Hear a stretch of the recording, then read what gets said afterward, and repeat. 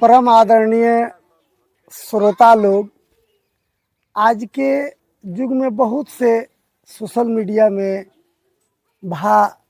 राष्ट्रीय चैनल पर बियाह के बारे में बहुत सुने आ देखे के मिलता।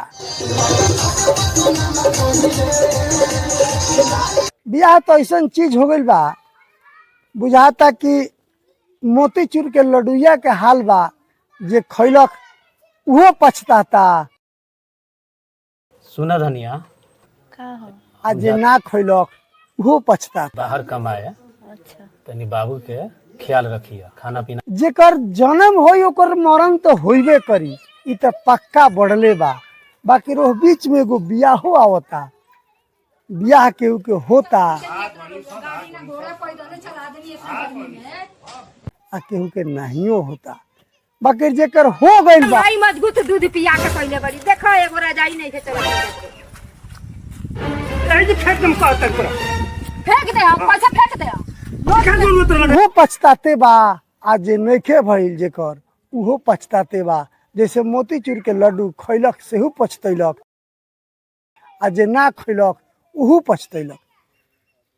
यही व्यथा से व्यथित होके हमरा मन में एगो व्यथा आ गइल बा, और व्यथा ई बोली के रूप में प्रकट। बियाह एगो आह, बियाह एगो आह हो, पेट के लागल दाह हो, ई गढ़ा में गिरे वाला राह हो। पैसा दे। हाँ बियाह एगो हुक हो, ई मन के भूख हो। बियाह जिंदगी भर के दुख हो।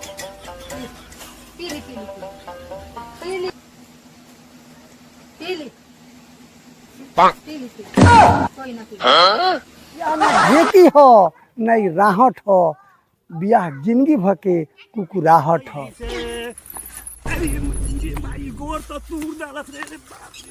तूर के ले चलो, नहीं होते तूर के ले चलो, 20 लाख यही ना तूर के ले चलो।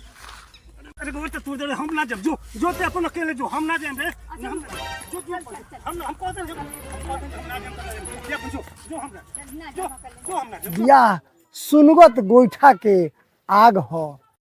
बियाह एगो आह हो, बियाह एगो आह हो, पेट के लागल दाह हो, ई गढ़ा में गिरे वाला राह हो। बियाह ना गोंद हो ना लाशा हो, ई त जिंदगी के तमाशा हो। चल जे जाते बन ते चल जेबे त हमरा ते जइबे कि ना ओकरे के लेके चाट। हां त जो चल जेबे त हमरा फायदा रही। के लेके रहो, हम एक घर में अपना रहे।